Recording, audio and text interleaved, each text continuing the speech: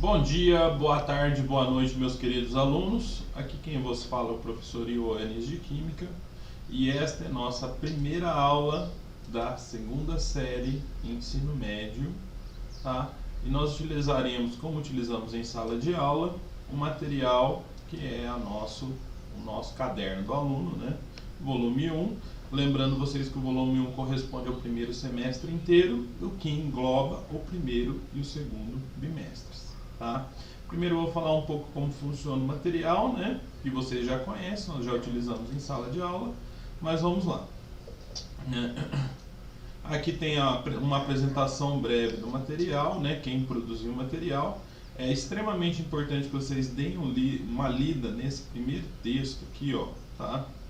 Porque é nesse texto que vai estar falando o que vai ser apresentado nesse material aqui, nesse caderno do aluno volume 1 durante o semestre inteiro. Então você já tem uma prévia de tudo que você deve aprender durante o primeiro semestre, né, de cada ano, você que está no segundo ano.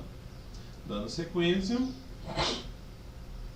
a forma que o material se utiliza para separar os conteúdos é através das situações de aprendizagem, tá? Então, situação de aprendizagem é como se fossem os capítulos de um livro, né?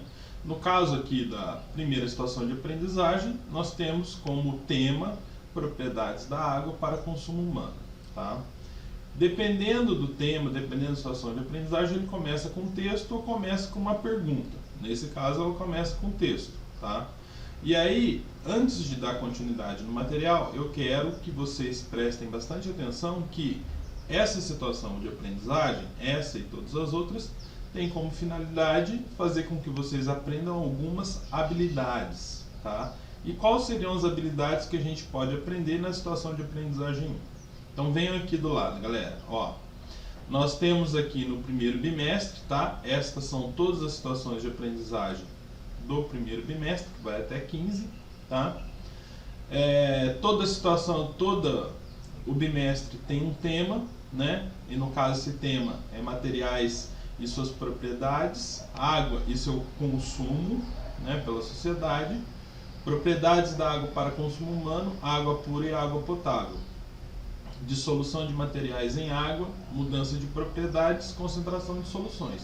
Então tudo isso aqui é o que vai ser aprendido no primeiro bimestre, tá? E vem as 15 habilidades do primeiro bimestre. As habilidades que estão relacionadas com a situação de aprendizagem 1 são refletir sobre o significado do senso comum da água pura e da água potável, tá? E interpretar dados apresentados em gráficos e tabelas relativos ao critério brasileiro de potabilidade da água, avaliar a necessidade do uso consciente da água, interpretando informações sobre seu tratamento e seu consumo.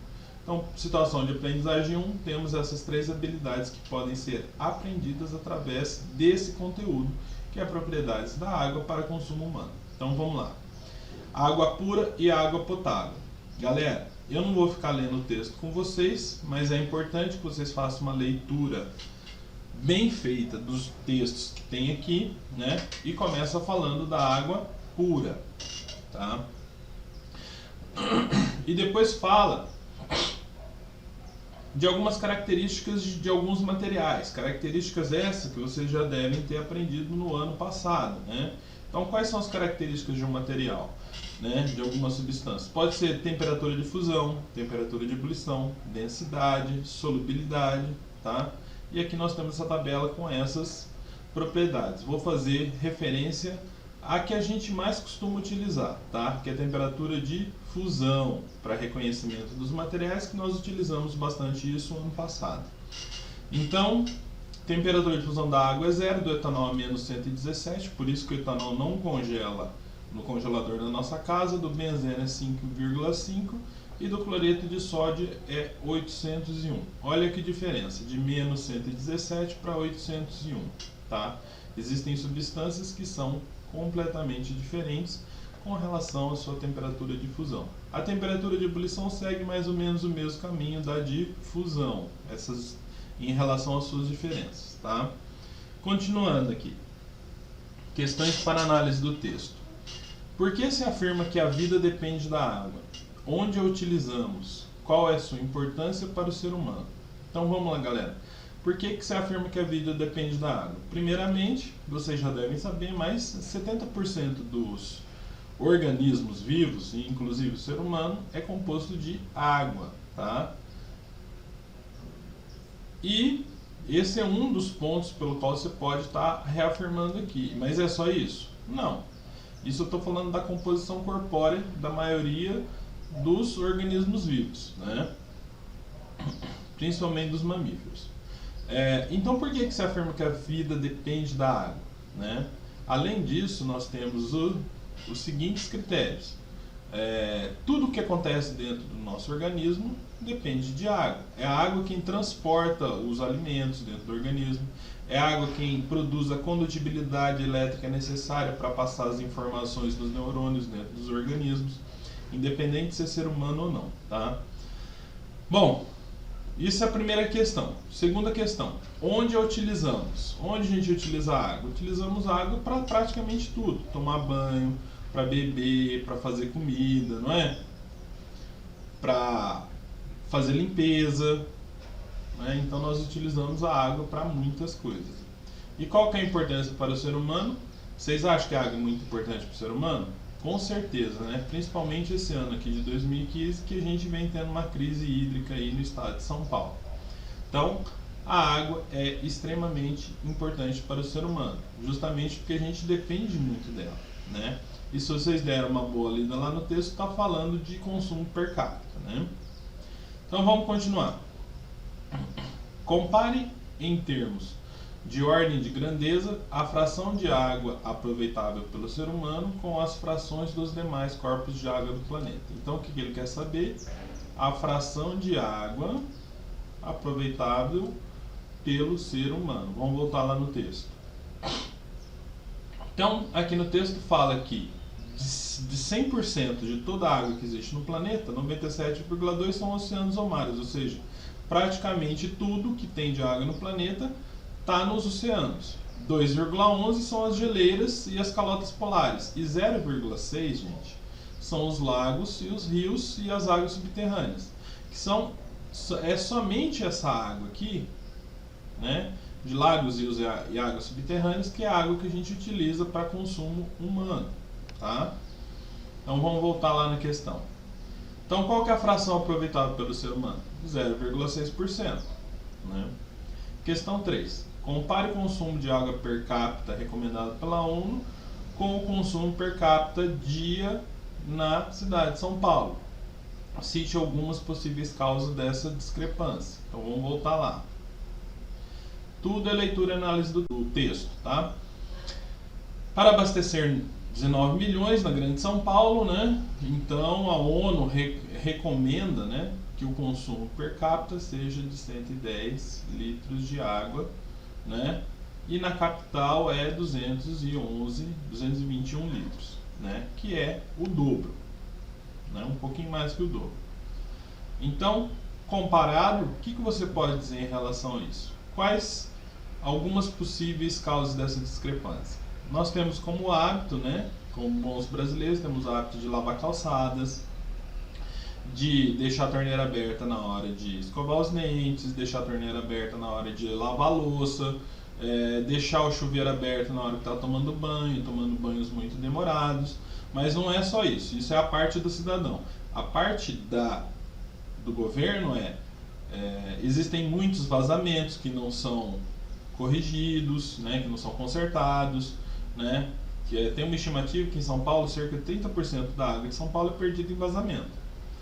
Então, tudo isso acaba acarretando o quê? No dobro de consumo de água per capita na cidade de São Paulo, né? Questão 4. Água tratada e a água pura são expressões com o mesmo significado? Não, gente. Água tratada é a água que passa por algum tipo de tratamento, tá?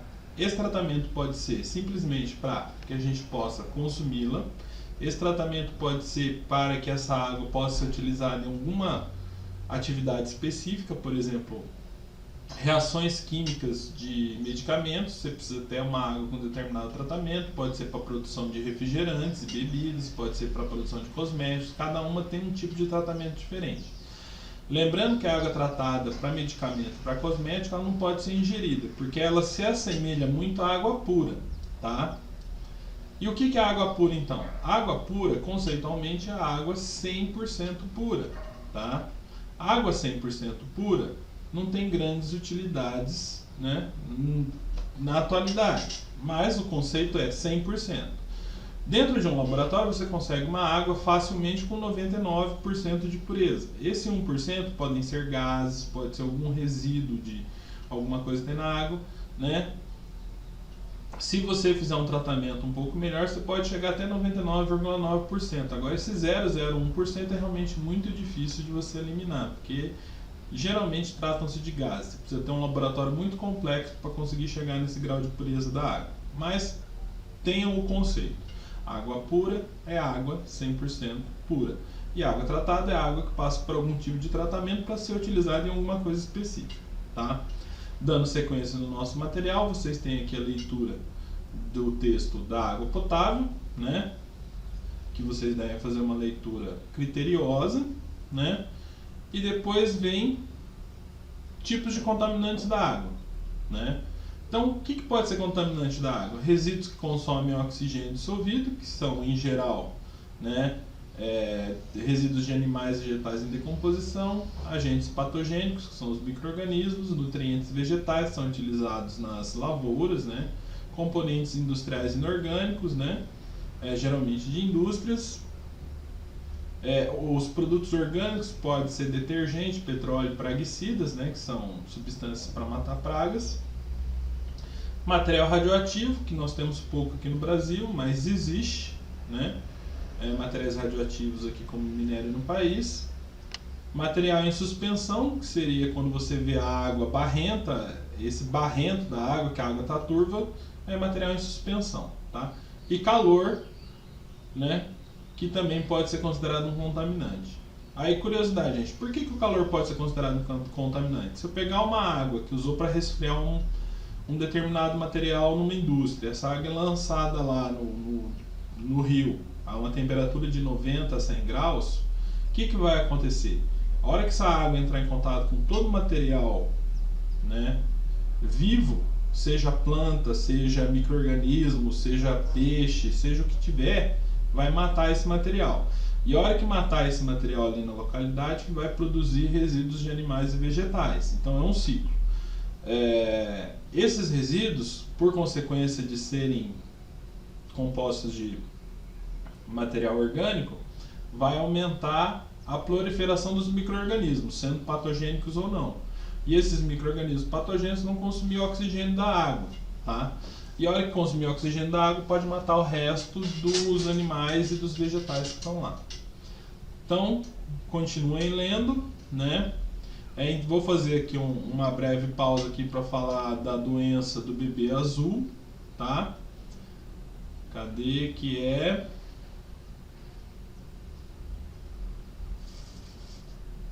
Chamada de Vamos lá aqui, ó. O excesso de nitratos na água que bebemos pode causar tanto em bebês recém-nascidos quanto em adultos com certa deficiência. A doença conhecida como metemoglobinemia, tá? Que é a síndrome do bebê azul, né? Causado por uma bactéria que tem no estômago. Qual que é a reação química que acontece? Quando a água tem uma quantidade alta de nitrato, ele vai ser acidificado e vai passar a nitrito. E esse nitrito se liga no sangue e faz com que o sangue, que é vermelho, passe a ser azul e causa asfixia no bebê ou no adulto. Tá? Aqui nós temos tabelas de alguns componentes que afetam a qualidade organoléptica da água, né? Vocês sabem o que é organoléptico? Não sabem? Então pega essa palavrinha, vai lá na internet e dá uma pesquisada. Tá? E outros contaminantes aqui que podem causar vários males à nossa saúde. Tá?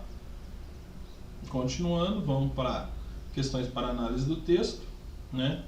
E ele começa o que é água potável, o critério de potabilidade significa o mesmo critério de pureza? Você vê, ele está mais ou menos fazendo a mesma pergunta da pergunta 4, né, no final da atividade passada. Então, o que é água potável? A água potável é aquela água que é boa para que a gente consuma, tá? E esse critério é a mesma coisa que a água pura? Não, né? Porque a água pura é a água que é 100% pura, que aliás não deve ser ingerida pela gente, porque senão a gente acaba morrendo por osmose, né? E o que é água contaminada? E por que ela não é própria para beber?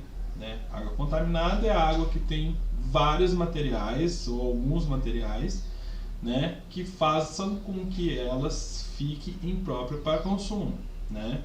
E esses materiais podem ser o quê? Desde materiais orgânicos em excesso, desde micro-organismos patogênicos, né? Micro-organismos patogênicos, pode ser materiais inorgânicos, pode ser várias coisas, né? E por que ela não serve para beber? Porque com certeza ela vai provocar algum dano à nossa saúde, né? Questão 3. Que danos à saúde pode causar a presença de chumbo na água potável? Qual que é a concentração máxima permitida para esse elemento na água potável, segundo a legislação brasileira? E quais são suas fontes? Então vamos voltar lá no texto, ó. Aqui em cima no texto.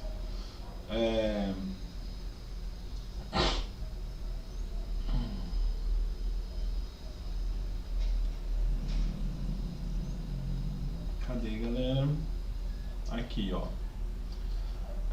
Contaminação de água por chumbo. Esse metal na forma Pb2+, né, havia sido detectado em amostras de água coletada em residências onde as tubulações ainda eram constituídas de chumbo. Esse metal no ser humano deposita-se nos ossos, na musculatura e nos nervos e rins, provocando estado de agitação, epilepsia, tremores, perda da capacidade intelectual, anemias, em casos extremos, doença chamada saturnismo. Atualmente, minimizou-se esse mal, pois as tubulações de chumbo foi descartado, colocando PVC no lugar. Então, além disso que a gente leu no texto, nós temos o chumbo aqui. Qual que é a quantidade máxima permitida? Em miligrama por litro, tá? É 0,01 miligramas por litro. E aqui um resuminho que pode causar é náuseas, irritabilidade e danos no cérebro. Então, voltando na questão lá. Que danos à saúde pode causar a presença de chumbo na água potável? Está ali em cima na tabela, né? Pode causar danos no cérebro, náuseas, paralisia muscular e outras coisas lá. Qual que é a concentração máxima permitida? 0,01 miligrama por litro. Nunca esqueçam de colocar a unidade das coisas que vocês escrevem, tá? E quais são suas fontes? Nesse caso aqui era a tubulação de água, que era muito antiga, né? Por que atualmente não se considera recomendável o uso de panelas de alumínio? E aí a gente tem que voltar no texto e ver o porquê disso. O alumínio é outro contaminante que pode causar o quê? Sendo na quantidade de 100 ppb, ou 0,1 mg por litro, causar danos neurológicos, né, como perda de memória, contribuir para agravar a incidência do mal de Alzheimer, né, e outras coisas. Então, dê uma lida melhor lá e responda essa questão. E questão 5, que malefícios da saúde pode causar a presença de nitratos na água que bebemos? E aí a doença da... Qual que é o nome mesmo? Metemoglobinemia, que é a síndrome do bebê azul, né? Então, dê uma olhada boa no texto e faça uma resposta bacana aqui, tá? Lição de casa. Isso aqui, galera, é realmente para ser feito no caderno, tá? Pega o seu caderno e faça uma síntese das ideias desenvolvidas nos textos utilizando uma tabela semelhante à que segue, tá? Entregue para mim, né, em sala de aula. Então, qual que é a ideia principal? A ideia principal do assunto aqui é a água. E dentro de água, o que está sendo discutido? Água pura, água potável, né? Os contaminantes, né? E tudo mais que está no texto lá atrás. E quais são as conclusões e implicações, né? Então, o que acontece tomar uma água pura, né? O que acontece se eu tomar uma água tratada? E se a água estiver contaminada, o que vai acontecer, né? Para estar explicando.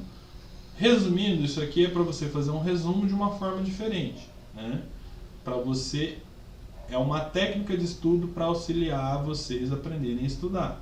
Então, façam essa atividade. Questão 2. Segundo o levantamento informal em 92, a água potável de 1/3 das casas de uma certa cidade tinha níveis de chumbo da ordem de 10 ppb. Suponho que um morador de uma dessas casas beba aproximadamente 2 litros de água por dia. Calcule a quantidade de chumbo que esse adulto ingere diariamente. Tá? Se ele tem 10 ppb, é 10 partes por bilhão. Tá? Então, que quantidade que ele toma por dia?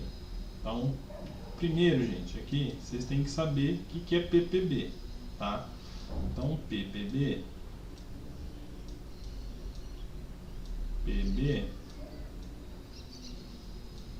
tá? É parte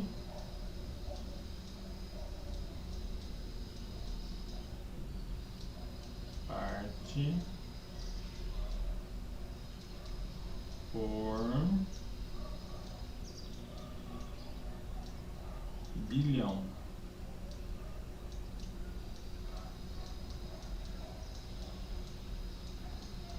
Ok? Tá, e como é que a gente traduz isso para o nosso dia a dia? O que eu posso afirmar para vocês, gente? ppm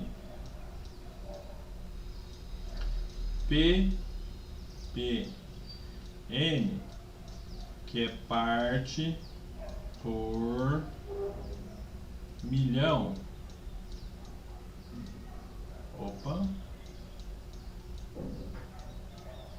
Milhão é igual a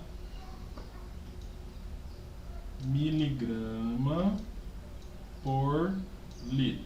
Depois, em uma outra situação, eu vou explicar melhor isso, tá? ppb, né, é 1000 vezes menos que ppm. Então, eu tenho aqui, se eu tenho 10 ppb, eu tenho, né, para virar ppm, 10 dividido por 1000, né? Isso aqui, corta aqui, vai ter 1 dividido por 100, que vai dar 0,01 pp. Como ppm é miligrama por litro, se eu tenho 0,01 miligrama em 1 litro, não é isso que é ppm? Então, se eu tiver 2 litros, eu vou ter, isso aqui vai ser igual a 0,01 ppm, não é isso? ppm que multiplica 2 litros, não é isso? Isso aqui vai ser igual a 0,02, 0,2 o que? Miligramas, tá? Se eu tenho 0,01 ppm e ppm é miligrama por litro, então eu tenho 0,01 miligramas em 1 litro. Em 2 litros eu vou ter 0,02 miligramas. Fácil, né, galera? Questão 3. Examine a tabela apresentada a seguir, que contém os resultados de análise de algumas águas, né? E essa é a tabela. E o que você tem que fazer nessa tabela? Você tem que dizer aqui embaixo, né? Ó, qual dessas águas está com contaminante? Então vamos lá. Por exemplo, nós temos a amostra A, B, C e D, que são 4 cidades diferentes. Os sais analisados, né, os metais analisados são arsênio, bário, chumbo, mercúrio, alumínio, cobre e manganês. Então, vamos lá. A amostra A tem arsênio? Não, mas tem bário. Quanto de bário tem? 0,08. Então volta lá na tabela lá em cima e vamos ver quanto que o bário pode ter. O bário pode ter 0,7, é o máximo. Então na amostra A tem 0,8, Se tem 0,8 na amostra A, está acima do limite, não está? Então, o que acontece? Que eu vou colocar a amostra A, B, C e D. Na amostra A, quem que está em excesso? O bário. O bário está em excesso, né? Quanto? 0,1 ele está em excesso, tá? Porque não é 0,8 menos 0,7, que é o máximo permitido, sobrou 0,1. E quais são os efeitos tóxicos do bário? Tem que voltar lá na tabela. Paralisia muscular, tá? E aí você coloca aqui paralisia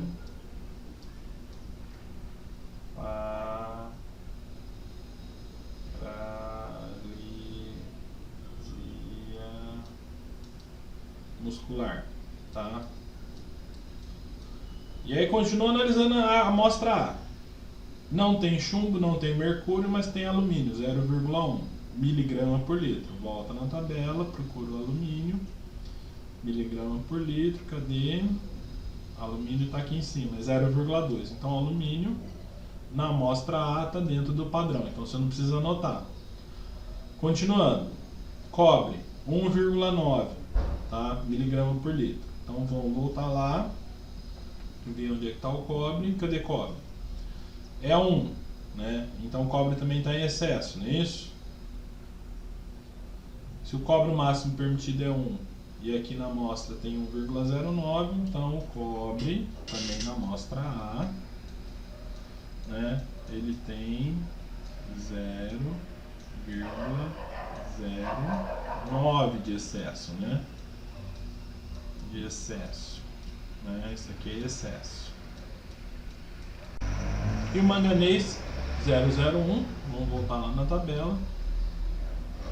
Cadê o manganês? Manganês, né? 0,1. Como tem 0,01, é um número menor, então também não entra. Então na amostra A, nós temos apenas o bário e o cobre que estão fora. O cobre lá na tabela não está dizendo o que ele pode causar mal. Então pega e coloca na internet e vê quais são os males, né, que causam cobre à saúde. É uma pesquisa interessante para vocês fazerem. Vocês vão ficar surpresos com os resultados que vocês vão encontrar. Bom, galera, a situação de aprendizagem 1 termina aqui. Nessa situação de aprendizagem a gente não tem o que eu aprendi, porque o que eu aprendi foi feito aqui nessa atividade de forma diferente, né?